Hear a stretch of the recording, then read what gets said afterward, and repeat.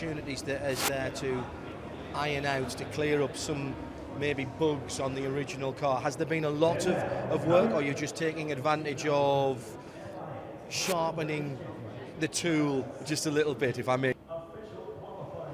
Yeah, I think you have always to work on the cars, and not only we do it. We see Corvette, Ferrari, Aston Martin, they are still working on the cars. But especially when you have a new type of the car and you have bring it the first time to the racetracks, then you have to work much more strongly as with a car what is running 1 or 2 seasons. But anyway, you have always to work. You cannot sleep, otherwise the other competitors will catch you, and you will running behind them, and we will not running behind them, we will running at minimum with them. Yes, at minimum, yes, yeah. Actually, absolutely. I find it very heartening, and I'm sure Porsche fans will too, that in what has been somewhat of a development year for you, and you have described that you still feel you could have done more, and yet, Porsche has the sticker that says Le Mans winner 2013. That is such a big event, and yet you feel there is still more to achieve? It was a really great race for us because we was going to Le Mans, and we was really strong to hoping that we can enter the podium. So you did not expect to win? No, we are after the first 2 races we was not sure that we can fight for the podium with a complete new car. For this we was going to Le Mans. Yes, we will win, but the other competitors is also really strong, and we have seen it in the races, especially between Aston and us. It was really, really close.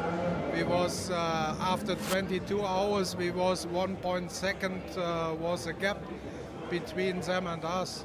And for this, we was really, really happy to make a win, and especially a double win. But it was also a lot of luck with the decisions what we have done by the last safety car. Yes. It can be that we makes a wrong decision, and then we are ahead shorter. Yeah, indeed. Now, you have a history with Le Mans, with Manti Racing yourself. You haven't been there for a few years. It was great to see you back this year, and in the WEC, the FIAWEC as well. Your speciality has been the Nürburgring and the Nürburgring 24 hours. How have you found it coming back to racing, to Le Mans and to the WEC? Has it been enjoyable? Has it been a challenge, or a little of both? Both, not a little of both, much of both. We have always done with Porsche together the new versions of the race cars. We have done it with Porsche together at 1999 at Le Mans, and we have won there also the class, the GT class. Then we have done it the same with the new 997 at the 24 hours at Spa. Yeah, and now we have done it not only in Le Mans or only by a 24-hour race. We have taken the decision together that we will do also the whole UWC. And for this it is, for us it is a big challenge. We have to work hard, and the experience what we have, I think, will be not so bad. We won't see you desert VLN and Nürburgring 24 hours. You and your cars will still be competing there as long as there's a race there, and as long as there's the Nordschleifer is being raced on? Yes, we have done the 24 hours in the last 5 years. We have, or 6 years, we have won it 5 times. And what will happen in the future, we have to see with which car we will do. Still a Porsche though, presumably. Yeah, still there's a Porsche. I thought that was a very big story you were telling me there. Yeah, but yeah, we have to see how is the BOP also at the Nürburgring. It is really strong because you have running there GTE cars, you have running there GT3 cars, and yeah, the Nürburgring Nordschleife is a special place, and it's not so easy to do the right decision for the BOP. And yeah, we will do it, but we have to see we can or we cannot. And has there been any decision about WEC next year for you or for Porsche? No, the decision is only up to Porsche, and we are waiting at the moment on the decision of Porsche, but I don't know what we will have for the next season. We do the WEC or not. I don't. Would you like to come back? Yes, we will like to come back. And presumably you would like to go back to Le Mans and defend the win you had this year? Yeah, we will continue in the WEC and also especially at Le Mans. But it is not our decision. The decision is up to Porsche, and we have to wait. You've provided a lot of our listeners an awful lot of enjoyment and entertainment over the years with your cars and your team. Thank you very much for talking to us here, Manti. Thank you. Olaf Manti talking to us a little bit earlier. It's time to go qualifying for the FIA WEC 6 hours of Fuji.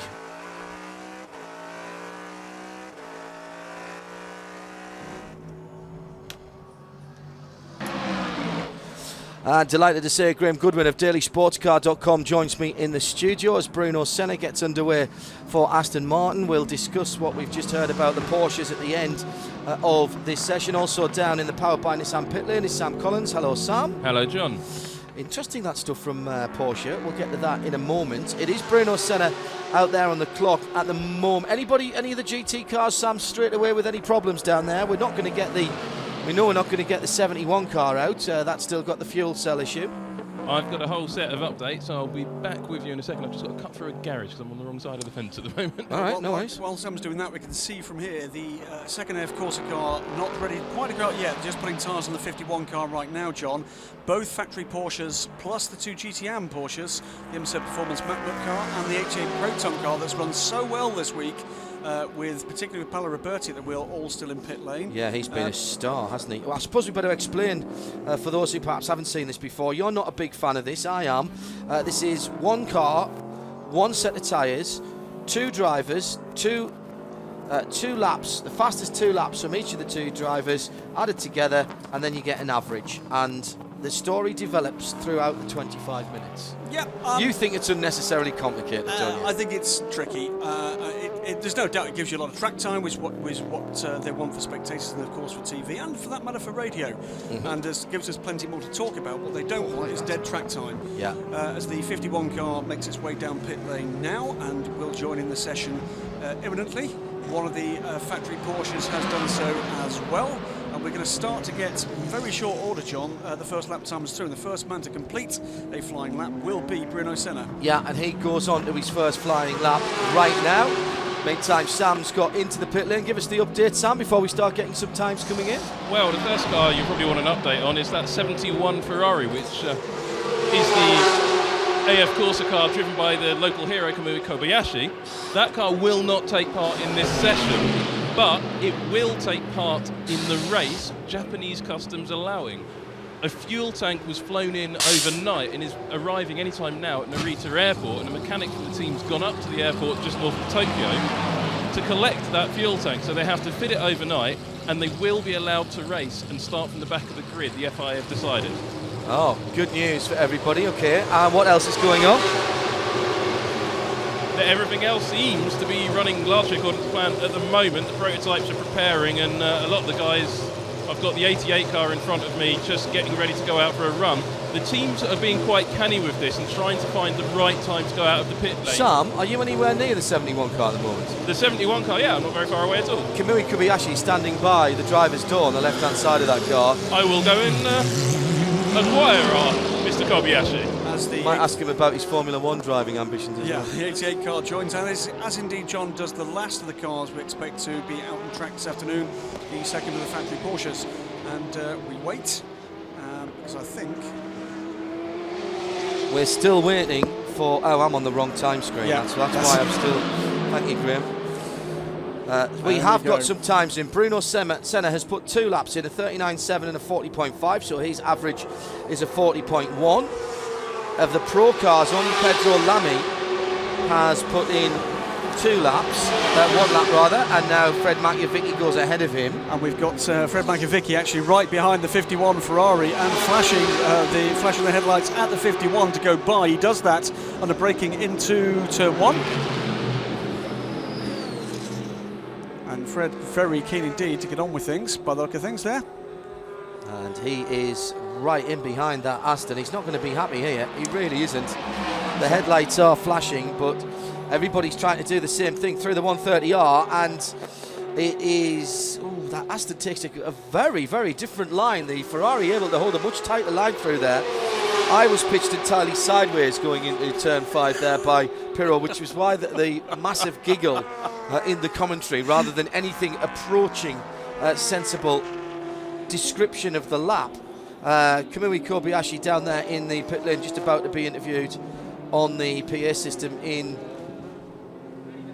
Japanese. I can just hear it in the background. Sam is lurking, and we'll get a word with Kamui Kobayashi in a moment. But it is better news for the 71 car. At the moment in AB, Senna with a 140.1 average, 2 laps completed. 140.8 by Jamie Campbell-Walter means it's 2 Astons. First and second, 95 and 96 from Fernando Reis in third in the car that had issues this morning, the number 50, with some kind of sensor or at least engine electrical problem in that Chevy Corvette. Nick Johnson out in the 57 Ferrari in 4th position with 2 remarkably consistent 141.1, 141.4 laps. He has stayed out and will start another lap. Meantime, Mark Lieb goes past us. We're still waiting for more second laps to come in the GT categories. And just as they complete what will, I think, for some of them be a 3rd flying lap, and that's Senna from Reis now, the Corvette moving up to 2nd position. And that is an improvement on his 3rd flying lap for Fernando Reis. So the 2 he's got to count now are a 40.2 and a 40.5. Sam, are you down there with Kamui, or are you still waiting for the Japanese commentator to get out of the way? I'm just waiting for the Japanese to finish, and I'm going to try and collar him. Well, while we're just waiting for that, John, another improvement by Davide Rigon in the 81, the 8-star Ferrari, up to 4th position now, 141.030, ahead of Matt Griffin, who improves as well and has gone by Nick Johnson in that order. But it's still Machiavicki now actually goes to the top, ahead of Pedro Lamy in GT Pro, 138.86, 139 dead now for Fred Machiavicki. Pedro Lamy from Mark Lieb from Giancarlo Fisichella. Patrick Pilet still to register a flying lap time. Okay, so I've got Kamui down here in pit lane with me.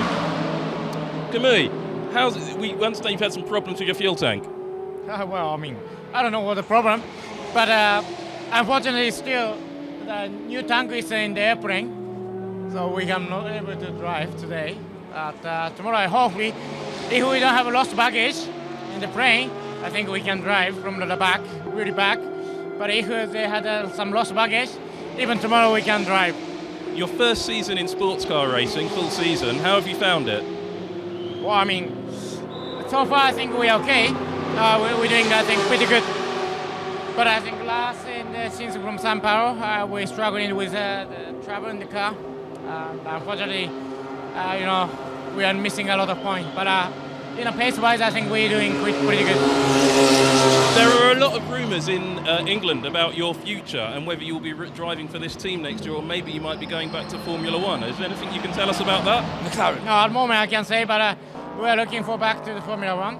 And if I find a seat in Formula One, of course I won't drive this car. Okay. Thanks, Kamui. Ask him about McLaren. Go on. Kamui. How about McLaren? Sorry? What about McLaren with Honda? I don't know. Okay, fair enough. No, you really didn't have a clue there. Okay. Thanks, Sam. Thank you. Sam in the Powered by Nissan pit lane there. Sam Collins of Race Car Engineering, Daily Sports Cars editor, is alongside me here as the times have stopped improving now, so people are starting to pit. Most people in pits or on the way out the pits, John.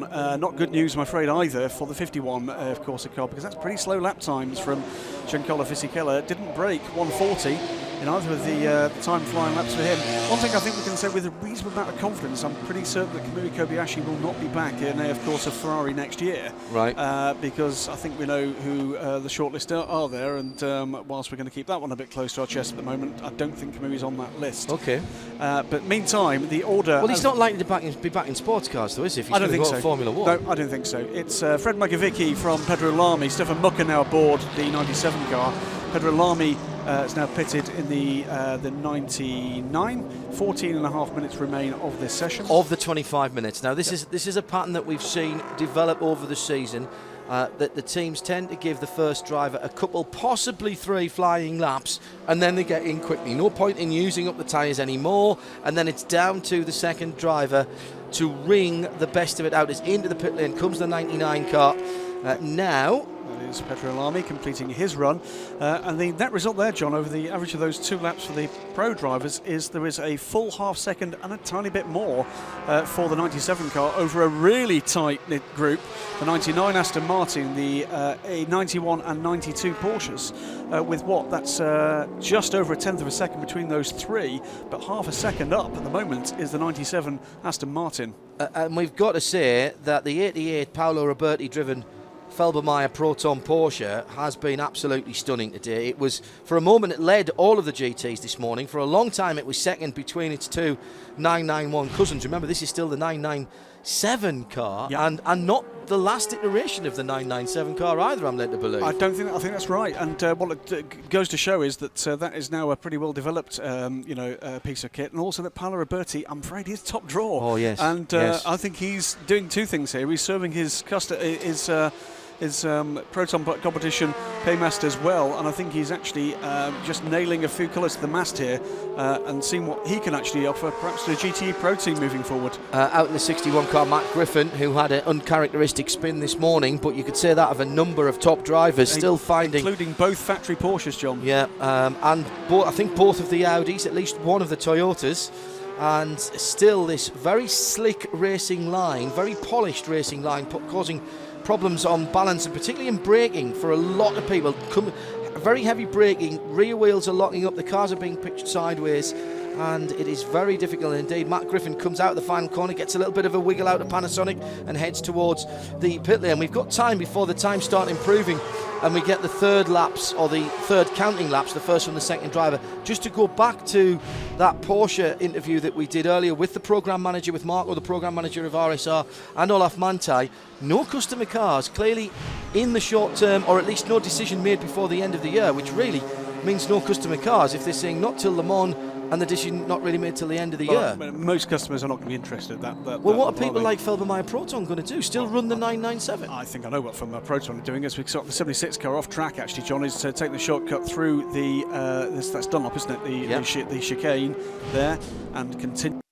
On Carl Vernier, who just outbraked himself, coming down the hill again, under braking, loses the back end of the car, can't get the car into the apex. That is really tricky, that corner, and so slippy, and we've seen time and time again people get it wrong this weekend, and that's where, of course, we got a couple of really serious incidents last year. That's where the one that it was Alan McNish, wasn't it, tagged Stefan Mucker last year into that. So are these guys going to run in the AM? They can keep on running the 991. Why not? There's not a 997 rather. There's not a replacement coming. It's at the moment it's still competitive. Are the new cars, the year-old cars from Aston, from Corvette, from Ferrari, are they coming in and will they be competitive against them? There's at least one team that is expecting that it's quite possible that we might get a freeze, that actually what you might find is that you will be that you're not going to get that kind of that next jump, that homologation jump. And why would you need to? Bearing in mind we're not a million miles away now, John, from a step change in GT regulations. I guess they're beginning to ask themselves the question, do they really want that rapid scale of development that we've seen over the last couple of years? So let's watch with interest here what we might get in terms of potential for a regulation freeze in some of the GT regs here. It might even be the case that you could run the same spec of car in both classes. Well, that would be a shame if there is a regulation freeze. Yeah. It would be. Our PA commentator talking to somebody down in the pit lane. That's Fred Magavicki, who's out of the car. And firstly, I wonder if that's coming through from the PA. Just stand by a moment. No, we're not getting that interview. That's obviously a PA interview and not a TV interview. Okay. So 1:39.5 for Stefan Mucker is his first flying effort. So that's broadly comparable to what we've seen from the chasing pack. It's Jörg Bergmeister aboard the 91 car. Richie Stanaway is now aboard the 99 Aston Martin. Richard Lietz in the 92. And meantime, just to confirm it, Stuart Hall will be the second driver aboard the 96 Aston Martin. Johnny Adam won't get a shot at qualifying in his first WEC outing. yeah, just checking again to see if that audio is coming to us. It isn't, so apologies. You're seeing pictures of Fred McAvicky being interviewed, I presume, for the PA and not for the TV. First meaningful gap now, John, we can talk about in qualifying comes in GTM. It's the 50 Corvette. It's the first car to have completed 4 flying laps. It will not be at the top of the timing screens by the time this is completed, I don't think. But Julien Canal completes a 4-lap average for the 2 drivers of 1:40.909. That's half a second ahead of the 95 Aston Martin's efforts. Christopher Nygaard follows Bruno Senna. 0.525 of a second back. Then Maurizio Mediani in the 57, the Krone Racing car, is a further couple of tenths back behind that. But it's Stuart Hall goes to the top of timing and scoring in GTM now. That's a 1:40.824 for the combined talents of Jamie Campbell-Walter and Stuart Hall aboard the 96 Aston Martin, John. And that is courtesy of a 1:40.8 and a 41.1. And given that... Not bad for an amateur. Well, given that Jamie did a 40.6 and a 40.6, going out and doing a 40.8 on used tyres and then a 41, I think he'll improve that. I think he will get down to a fourth timed lap. His second best lap will be still under 1:41. I think there's another sub 1:41 there. There's time there yet. There's 8 minutes yet to go in this session. You do have to start the race on the tyres that you're qualifying on. Meantime, in Pro, first 4-lap average is the 97 car. Stefan Mucker now in that car. 38.6, 39 flat, 39.2, 39.5. And that's a 39.114 average ahead of Richie Stanaway, who is in the 99 car. His first counting lap of 39.7. Is that 38.7, John? It is a 38.7, you're right. So Richie Stanaway here, I think, is looking set to improve. So we'll watch his second flying lap with interest. We've got an Aston Martin rolling down pit lane. That's the 97 car, and it's stopping. Yeah, that's got a problem. It's sitting at a very jaunty angle and pulls straight into the car park. Rather than going into pit lane. And that's the end of session for Stefan Mucker, so unable to defend his position. He's got a 4-lap average, and he's been sent out to go and get his ticket stamped here, because what he's done is he hasn't realised he's come into the car park at the back of the pits, and I'm not sure where he's been sent. He's been sent to Parc Fermé, is where he's been sent to. Parc Fermé is behind the tech shed here, and he's been sent. That's the end of session for Stefan Mucker. Richie Stanaway now does complete his second flying lap. Why would he do that? It's 0.477 of a second, unless he was unable to do so, John. Or either that, or he 97 spun at turn 7, and no, that was this morning. That's not in this session. Okay, so there's some big problem there, but he was clearly able to move the car. But was either told or opted not to go back to the garage. Don't understand that at all, Graham, if I'm honest. Well, he's suspension damage. Still on suspension damage on that car, I'm pretty certain, when it came in, or a flat tyre. Although it looked like it was rolling on all 4 wheels, but it looked like it was sitting at the wrong angle. Well, is this the front suspension causing issues again? Well, we'll wait and see. Stefan Mucker, though, at the moment, together with his teammates, still holds provisional pole position, because the gap back to Richie Stanaway, until we see the young man actually complete, I would expect, a further flying lap. He's done a 38.7 and a 38.8, John. Is still half a second. Yeah, 39.5 as against a 39.1 for the 97 car. But it is the 2 Pro Aston Martins that lead out from the Ferrari of Jimmy Bruni. Has now got a 4-lap average. And that's a 39.8, a 40.3 4-lap average for Richard Lietz in the 92 Porsche, just on the far side of the circuit. Now the 92 car turning in to the very tricky, long right-hander before diving down the hill to 13. In comes the 57. Mediani, that's, I think, the end of session for them. Just notice here, John, we talked a little while ago about the pace that we've seen from Paolo Roberti. His 2-lap average was quicker than Giancarlo Fisichella in the Pro Ferrari. That is In a fact, quick both car. individual laps were quicker than either lap posted by. It is a quick car. 96 Aston Martin. Stuart Hall in the pit lanes, third at the moment. In the AM, this is how it stands. 95 Aston, 140.7 four-lap average, 140.8 Julian Canal in that Corvette, and that's come back to life literally since this morning. Stuart Hall in the 96, a 140.8. That's another Aston Martin. So Aston, Chevy, Aston. Front-engine cars holding sway. Christian Reed in the rear-engined 88 Porsche, 141.3. Four-lap average, still out there. Rui Aguas behind him in the 81 Ferrari, and then Mediani in the pits in the 57 Ferrari. In the front of the 76 car, Marcus Paltella absolutely caning the IMSA Performance Matmut Porsche as he now comes towards the end of another lap, and he is sitting down in 7th position at the moment. Stefan Mucker has the provisional pole in Pro with a 39.1, 39.5 four-lap average for Stanaway in the Aston 99, and then the Porsche of Rickard Leitz in the 92. So Aston, Porsche with Bergmeister dropping in to 4th position. Here's the IMSA Matmut car. And Mingson Christopher Nygaard's improved his fastest lap time, which just ekes out another few hundredths. It's 0.165 of a second, the advantage he holds over the second place car, 0.175 over the third. 99 car is pit lane now, so Stanaway has given up that fight. And here comes the 97 car through the Dunlop chicane and heads up towards Prius through the right-hander first of all, uses all the exit there and then hugs the curb. You can hang out wide right, wait, then turn in, wait on the throttle, now give it some beans up the hill. And it is really up the hill here, climbing. Forget the first apex of the final corner at Panasonic, and then try and get that nose turned in. The nose doesn't want to come in. Don't run over the AstroTurf too badly. Look to our right, here he comes. It's a long way from there to here, and he's kind of whipping those ponies as he comes across the line now. Does he improve? He doesn't, and he's dropped down to 8th position. Sam down in the pit, and there's a reason there for that, because he's run very, very wide and locked a right front into the first part of Panasonic. We just cut away before that happened, and he was nowhere near the apex. That's not necessarily an issue, because off the racing line has sometimes got more grip. Sam, any news from Aston Martin on the 97 car? The 97 car? Yeah, it's gone straight into Park Fermin. Yes, I was going to ask you. I tried to look to see where it had gone. I wanted to go and try and find it, but I actually went out the back of the into the paddock. It's gone straight to the tech hut.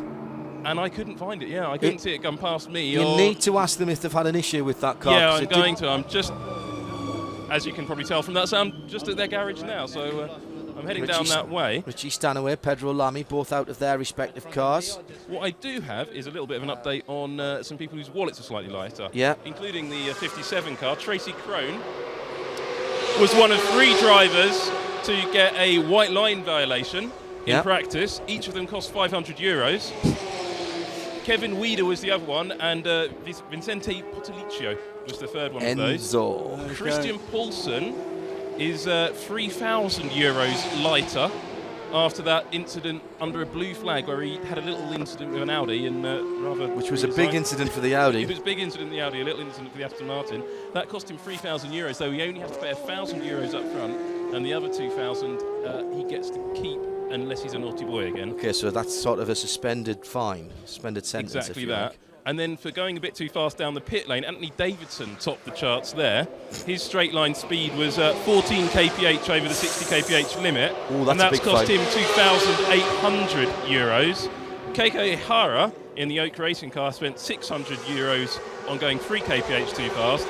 And Gonzalez in the Oak Racing LMP2, €1,000 for going 5.9 kph too fast. Right, get to Aston Martin, find out about this 97 car. Thanks, Sam, in the powered by Nissan pit lane. Mucker's still got the fastest time, and Stanaway has pitted, so it's the Ferraris, if they're going to do anything.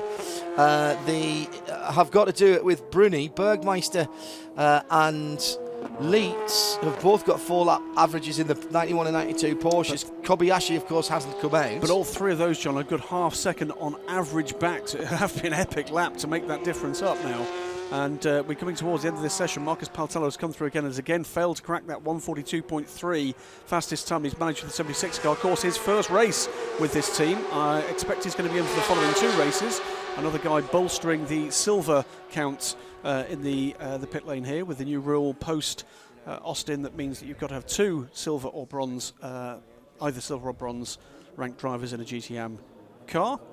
It is the checkered flag has been flown. So any improvements going to come is going to have to come now, and I don't think we're going to see one. Porsche pulls into the pits, both of them in the pit lane. And the 91 car seems to have stopped at pit exit. Pit entry, rather. I was just crawling forward. Sam is down in Aston Martin, and I heard him asking the question. Come on, Sam, enlighten us. Well, it's the other 2 cars that are in front of me that have got it wrong, not the car that went to Parc Ferme. I've just been told by one of the mechanics they'd have been told that all cars had to go straight to Parc Ferme when they finished their runs, not come and sit in the pit lane. And so the 2 cars that are here that have finished are being told, yep, the officials are now waving at the Aston Martin mechanics and telling them to put the cars as into indeed Parc Ferme. the 51 car. Sam is doing exactly that as I speak. It does seem a rather strange way to do it there on pit entry, though. Well, I did see a notification on the Paris notice board saying that all cars had to sit outside their garage at the end of the session rather than going to Parc Ferme. So I think that's why there's a bit of confusion. Okay. So no, it doesn't appear as if there was then a problem for Stefan Mucker, and in fact, as John was saying just a while ago, it is the 97 Aston Martin that holds pole position in GTE Pro, ahead of the sister car, the 99 car. Pedro Lamy and Richie Stanaway aboard that car. 0.477 of a second, the difference there, first to second. As the last of the cars to cross the line, that's the 61 car of Marco Ciocci. He does not improve in GTM. Third fastest in GT Pro is the number 51, the sole Ferrari to actually take part in the GTE Pro qualifying session this afternoon because of the fuel tank problem for the 71 car. Then it's the 2. Hang on a second. Let's head down to Louise, who is down with Fred McAveeky. We should be able to pick this one up because Louise speaks English. The guy is really performant and really competitive. The car is really nice to drive. I think so it could be possible to do better because I had some trouble with Fisichella. He has been not really fair with me, and he was in his outlap, and I lost a lot of time in the last sector. And I think so every driver must respect the other driver. And I never had trouble with him before, but it's a little bit disappointed this one. Thank you. Louise Beckett down there in the pit lane for TV. We saw that, didn't we? Because that was Fred actually flashing the headlamps at him into turn 1 and beyond. So Fred clearly not very happy bunny at all with what presumably he thinks are some antics on that night lane straight from Giancarlo Fisichella. Sam, I'll get back to you in a moment. We're going to try and take a couple of interviews from our TV colleagues, and that means I've just had to take you out of the mix for a moment, but I know that you can still hear us down in the powered by Nissan pit lane. If we manage to get one of the AM drivers from the 95 car, we'll hear Louise's interview with that. We've got the prototypes, of course, coming out in a moment's time, and the LMP cars have now been released to go out of their pit boxes. This is untidy, Graham. I've got to say, I can now understand why they wanted to do it. I don't understand why they can't just push them down the back of the pits. I don't understand why there are some people doing that. This gate, there's a gate actually beyond the race control building, which frankly should have been open to do that, because it would have allowed the cars to come in an orderly fashion into pit lane at the correct braking zone, rather than actually having to do it halfway down. That's just not right. Yeah. Should make clear, by the way, we've got a double Aston Martin pole here in both classes. 97 and 99 first and second in GT Pro, 95 and 96 first and third in GTE AM, with that Corvette that's had the performance break after Austin, John, improving dramatically in terms of its form, and the combined talents of Fernando Reis and Julien Canal bringing it home second. Right, here's Christian Poulsen, as we expected, out of the 95 Aston Martin. Louise Beckett is down in the Aston Martin pit.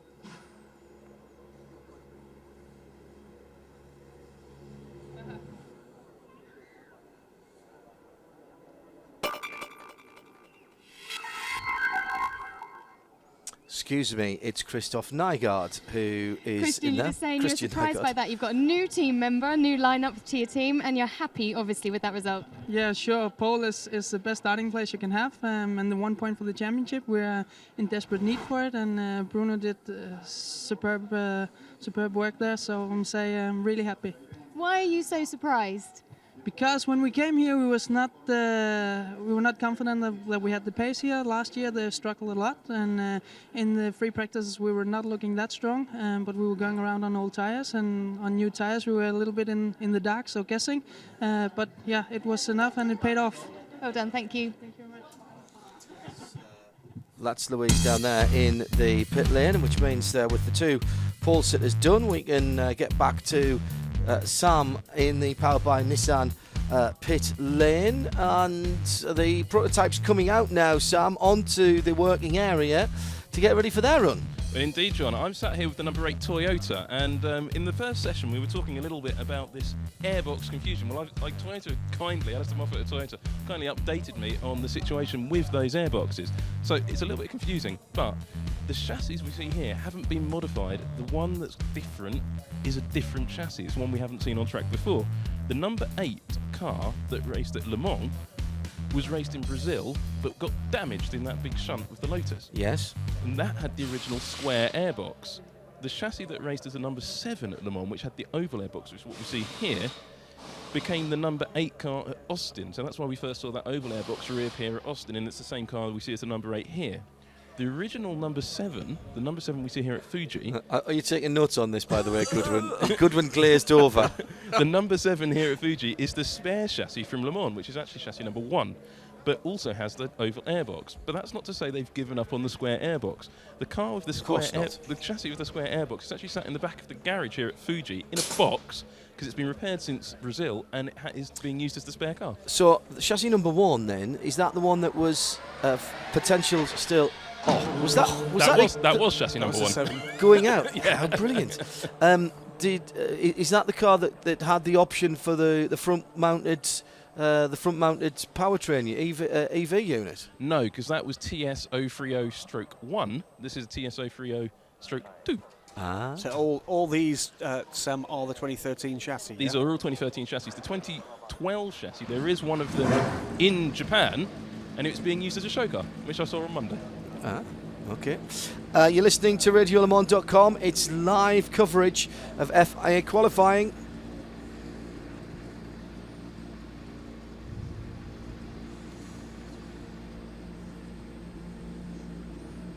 The GT cars should be... hang on a second. That expected opening of GT Parc Fermé 15:30. That's a very long time away. We've got the LMP2 cars ready to go. That is Bertrand Baguette aboard the 35 Morgan, the Oak Racing car. Surprising news actually breaking from Morgan, wasn't there, over this last week, with Charles Morgan leaving the company.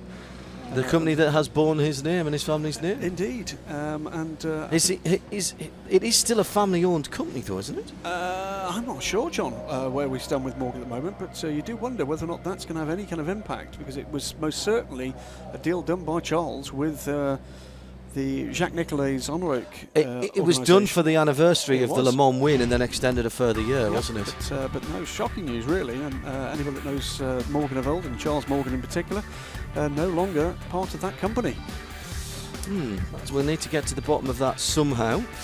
Graham reminds me I need to turn the timing screen over so that I don't keep watching GT times, which aren't going to change anymore. So 5 P1 cars and 10 P2s. It's the same script once again, with 2 drivers each going out there and split up the 25 minutes however you want. That is down to absolutely.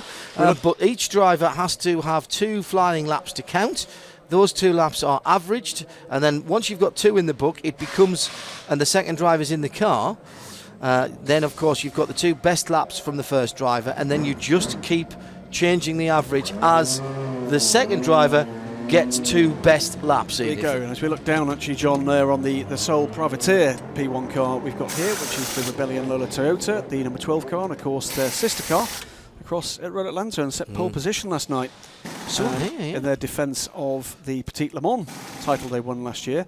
I think we are going to have a cracker here because there was some very interesting stuff. Sam was noting during free practice, hoping Sam can hear me and might comment on this, that we're getting some interesting middle sector times and first sector times and third sector times in through that session as the teams moved towards qualifying simulation, Sam. That's certainly right. They were doing a lot of work on qualifying simulation, particularly Toyota. Now, they were changing their suspension quite a lot, and just at the end of the session, they wanted to go out and do some qualifying simulation runs. Neither car actually managed to do it properly.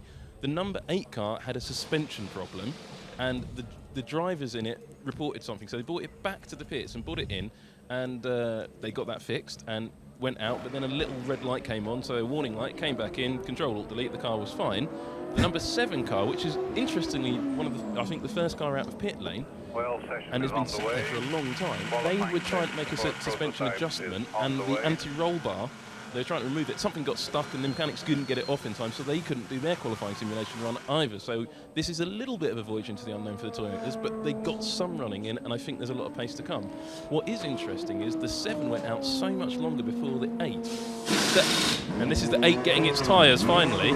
Is the 8 going to be able to go out there and give the 7 a tow at a crucial moment? Well, maybe they're waiting to get them a lap apart, effectively. Exactly that. Yeah. Okay, thank you. From the Power by Nissan pit lane. Well, it's going to be the 7 car, John. It's going to be leading off here. It's already out on track with the 2 Audis line astern behind them. They're released with a gap between them. 7 from 2 I love the sound of that. As it.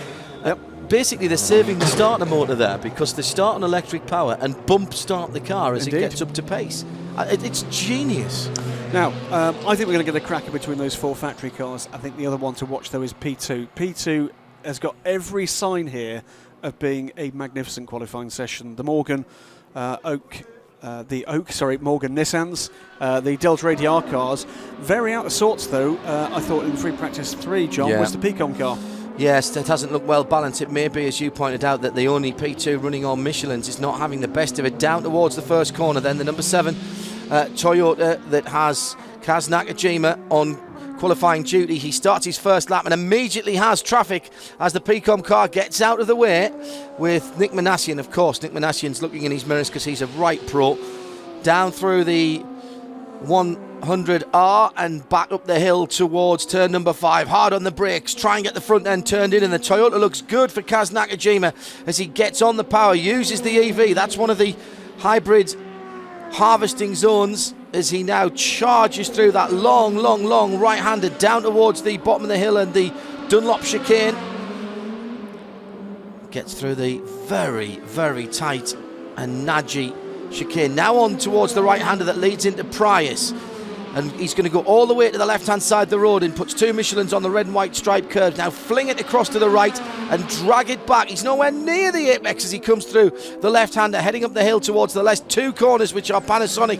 And it looks all wrong in the middle of there, but it's the line. That's the line that you take. You use the hill to slow you down in the middle of it. Now he's on the start-finish straight, and look who's ahead of him, Graham. His teammate is right there. It's worked out very nicely. They can close themselves up, perhaps not quite as close, but what will happen is he'll do his first lap, and I guarantee you he'll go past his teammate. He'll get a toll from him on his first lap. Well, there you go. John, I think they're too close together actually at that point. I think he's going to pick up the dirty air, the wake from the car in front through the twisty section, unless they're very close in pace coming up to start-finish line next time by. I think they might have played it a little bit too clever. Nakajima's done a 26.5 on his first lap. Andre Lotter a 26.4. McNish 27.2, but that isn't his first flying lap. The pitot tubes have been spotted whilst we have a slight lull on the Aston Martin, and there's one on the front of the 8 Toyota as well. Nothing sinister about that, Sam. A lot of teams use those for airspeed monitoring to get a little bit better data. That's all they are. They're just airspeed data. Aston Martin have used them for years and years, back to the DBR9. They just tell you how fast the air is flowing over the car at the height of the pitot tube. It's just a good way of getting real speed of the car and aero data. It's nothing unusual or exciting. as we get two P2 cars side by side down the main straight. That is the Geno International Zytek dragging by the Art car Morgan, and the fastest flying lap so far we've seen in P2. Mike Conway goes through in a 1:31.7. That's mighty quick in a P2 car. 0.6 of a second ahead of Olivier Pla, who is no slouch in a car that should be very quick down this main straight. The 24 drafting isn't working for those Toyotas, guys. No, I don't think they're certainly not as close as we saw them in the practice session, Sam, on the main straight.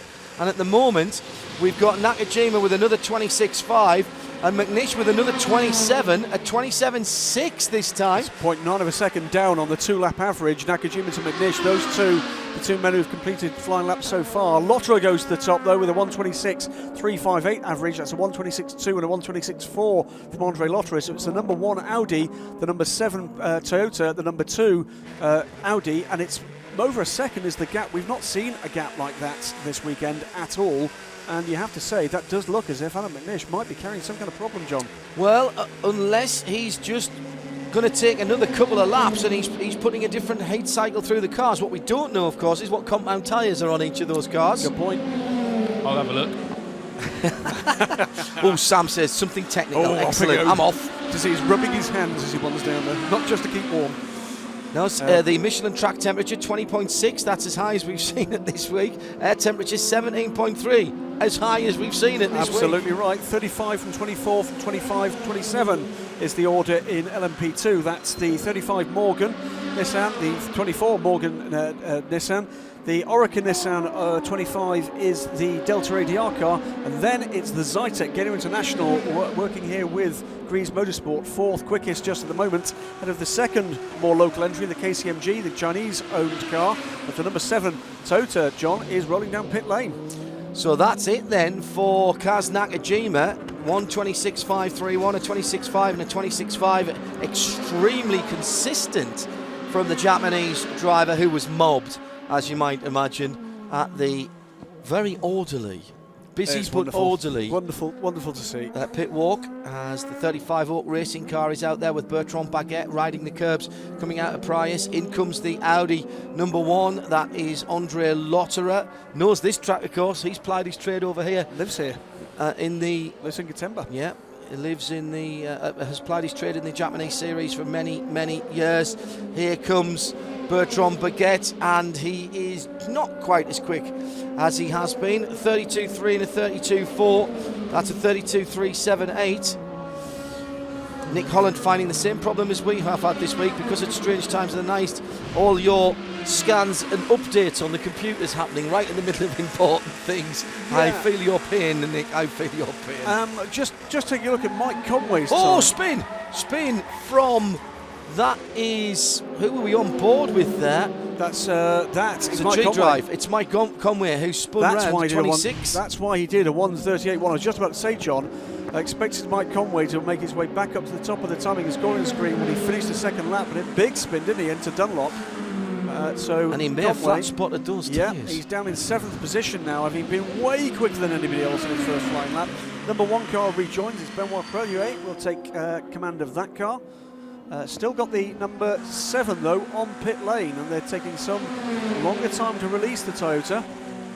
As meantime, the number 8 with Buemi on board is carving its way through traffic. That sounded very much to me like a Toyota leaving from in front of Sam Collins. It certainly was. A quick driver change and Nakajima got out, and he's off down the pit lane now to go and try and set pole. Who do we think got into that? I didn't actually notice. I was it staring at the tyres. Just a quick note about, we talked about Mike Conway, but the 2 lead cars at the moment in LMP2 are the 2 Oak Racing Morgan Oaks number 35 car pitting now, Bertrand Baguette at the wheel. The difference between the 2 out-lap average of Bertrand Baguette and Olivier Pla until just now was 7 thousandths of a second across a 2-lap average. However, that's changed because as Baguette pitted, Pla didn't. He completed the lap and goes to provisional pole position by 64 thousandths of a second on average. That is what I call consistency. And Fiona Miller saying that ProDrive were using the Pitot tubes years ago in the F550 days on GT you cars. You can't tell Fiona Miller anything. She's always got a story. And always. And always smells lovely as well. In comes... I can see her laughing in the office now. We can, actually. There's Sebastian Buemi coming in the 8 car. His 2-lap average 126.512. So again, he's done his bit of the business. It's only half of the story though, because we need to get another driver in, and it'll be Ant Davidson, who slaps his teammate on the back, puts his seat insert in, and slides himself gracefully into the snug cockpit of the TSO 30, pulling down on the straps to get them fastened with a little help from his mechanic. Meantime, Andrea Bellicchi rejoins John. And just to remind anybody that's joining this race meeting for the first time, it's Andrea's first run in this car since the accident he had at Le Mans, the big accident he had at Le Mans, which substantial, yes. He hurt his ribs, but he's back in with Matthias Besch this weekend, of course. The 26 car, I think, Sam, has been in and out again. It has indeed. Now, did Mike Conway stay aboard that car? I've no idea. I was in the wrong place for that one. No. He's got time, John. He's got time to have done it. What I can tell you about the Toyota change, nice little detail. When Buemi hopped out, he just looked Davidson in the eye, gave him a little sort of perfect symbol, slapped him on the back, and went, "Go for it." And again, for those of you watching the stream feed here, apologies. The Kaz Nakajima interview is in Japanese, and we are not getting that audio here. It's going out on the big screens here, and as you can imagine, it's probably going out on the PA as well, but we're not getting that audio up here, so I can't practice my Japanese translations. Anybody who's involved in Formula 1 is mobbed around here. Oh, indeed, has been a Formula 1 tester, as James Roster found last year. Out goes the number 2 Audi with who on board? Like Duval, who up until this morning was the fastest man on the track this week. Yep. And then that changed this morning with Nakajima putting in the fastest lap of the week, 4/10 quicker than last year's pole. Okay, third lap's coming in now, and Lapierre goes to the top of the timing and scoring for Toyota. That's a 1:27.1, the first flying lap for Nicolas Lapierre. 7 car is 83 thousandths ahead. Benoit Traillouet has also put in the third lap. They're the only 2 cars to have done so far. It's going to be Alex Brundle and Martin Plowman in the 2 lead Morgan Nissans for Oak Racing, as the 25 car now pits. It's Nico Lapierre. It is still Mike Conway, by the way, aboard that 26 car. He did go back out. Nico Lapierre then that jumped into that 7 car. We know it's Davidson in the 8, Duval and Traillouet in the 2 Audis, and Matthias Besch in the Lola Rebellion. First 4-lap average then for the P1s, and it is the Audi, 126.8. So a 26.9 by Traillouet there on his second flying lap. He's got a 27.8 as well. I think he can improve that on a third flying lap, Graham. There's also a reason, by the way, why Mike Conway's going to go up, because his second flying lap was so poor because of that spin. He has to improve his average. Good point. Alex Brundle's out in the 24, Morgano. And here comes an Audi by. This is the number 2 car.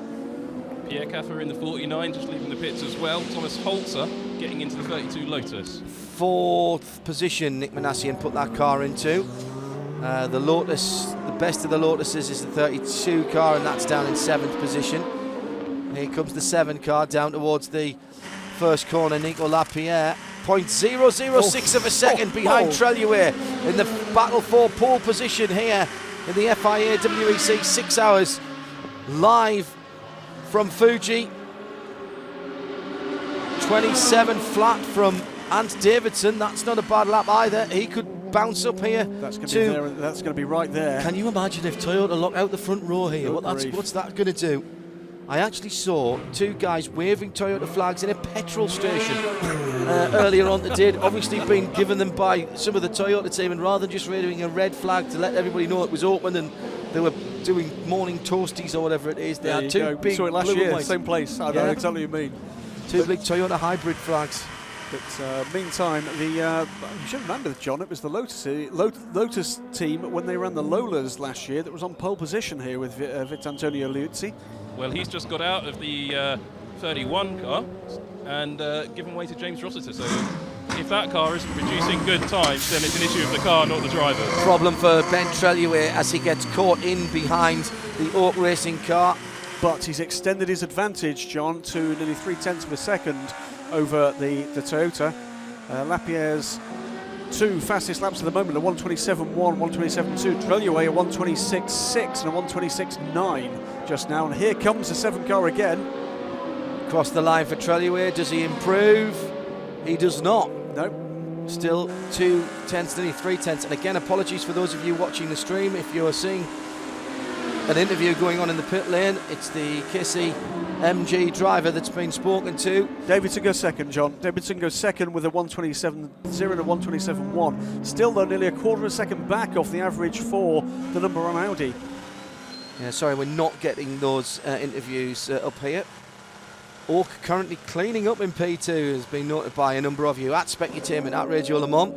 And down in the pit lane, powered by Nissan, is Sam Collins. This is shaping up to be a decent fight at the front of the field, and people using their tyres very cleverly. It's going to be a lot of tyre usage. I've been keeping a note of who's swapping and Oh, who's not. off an Audi right in front of us. All 4 wheels. It's the number 2 car. Sorry to interrupt there. That was Loic Duval. It's not going right for the number 2 car here, John. His first flying lap was a 1:34.4. Number 1 car now on pit lane and heading down towards Sam, but we've not had a competitive flying lap time yet, albeit with 9.5 minutes still to go in the session in terms of time availability from the number 2 car. And you were about to start telling us about tyre usage there, Sam, and Loic Duval puts all 4 Michelins off on the exit of turn number 7. It's dusty and dirty out there, and that's not helping as the number 7 Toyota is very slow. Has that car had an issue, Nico Lapierre, or is he just finding a spot on the track that he can race into? I think that is more likely. So tyre usage, Sam, absolutely key for tomorrow, and possibly a splash of rain, not necessarily at race starts. It's going to be on, who's got what on at that time. Well, it's interesting. I'm just looking at the number 1 car. I'm going to go and have a look at it because it came into the pits and I thought to change driver or tyres, but it looks like they're getting ready to put it into the garage, which is slightly odd in a session like this. Can I offer a theory? Yes. I wonder whether or not we've got a split strategy here from Audi, and we've got the number 1 car going for pole, the number 2 car not remotely interested in it. Well, the number 1 car's been plugged into its battery charger that we were talking about in the last session. Well, that is on provisional pole at the moment. Loic Duval. Maybe they're just sitting there waiting to see if anyone goes quicker or starts to go quicker, and they're going to go again if they need to. 28 flat by Loic Duval last time around. Let's have a look at the lap time this time around from Loic. If that lap time is nowhere close, that car is either carrying a problem, I don't think it is, or they are not. Oh, 7 cars off.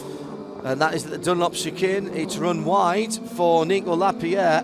What's happened is he's tried to take the run through the red and white Tech Pro barriers, and he hasn't got enough lock to get through, and he's had to do a little bit of a sort of driving school 3-point turn to get through it. And Loic now with a 28.4. So a 28 and a 28.4 for Loic. Now what happened to Duval? Now Duval was on a line that suggested he might have thought the chicane wasn't there. Unless he was trying that deliberately to see how easy or difficult it is to get through. Excuse me, Lapierre.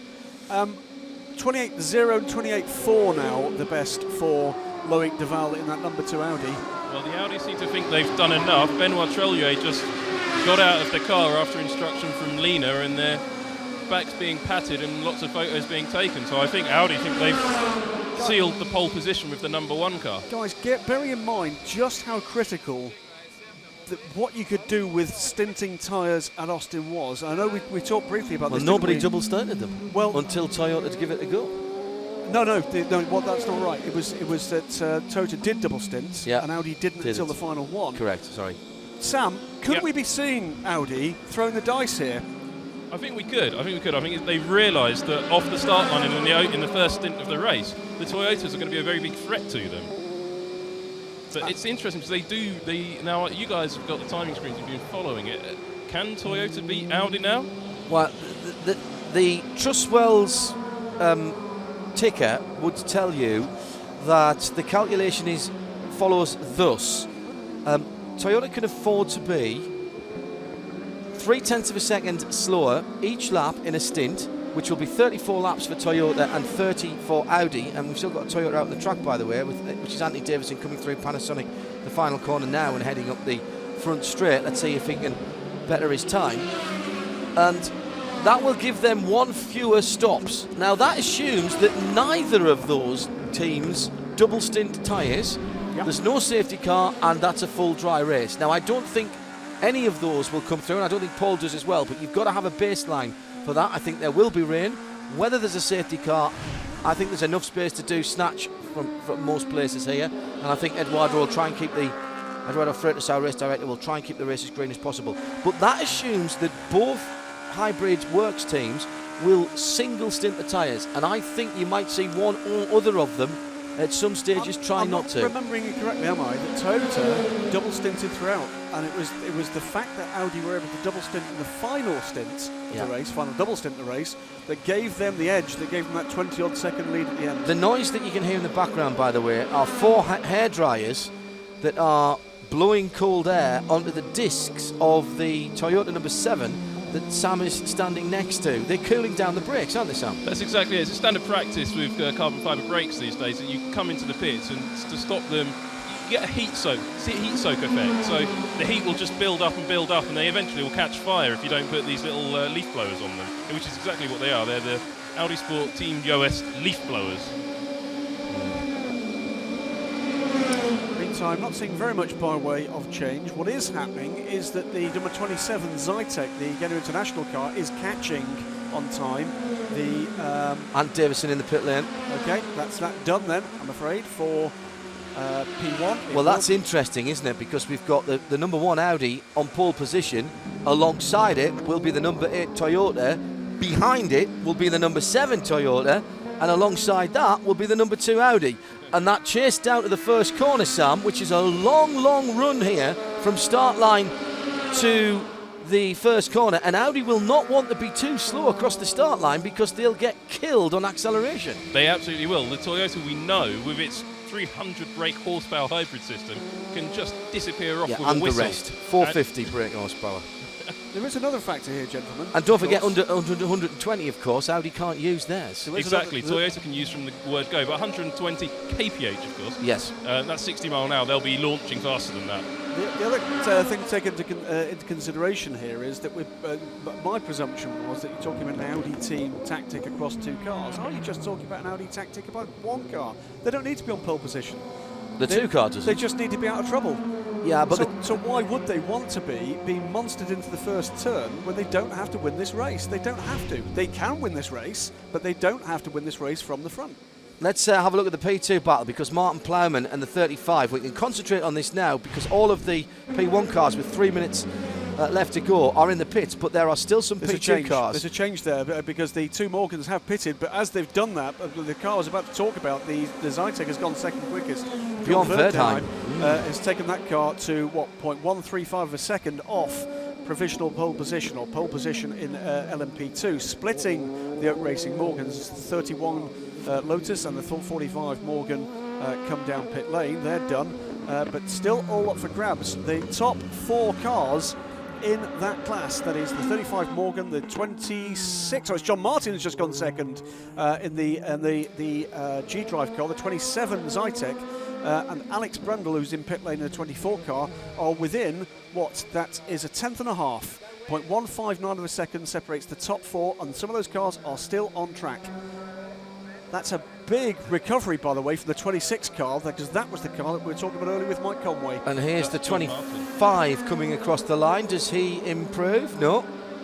And that's about a quarter of a second down. Yeah.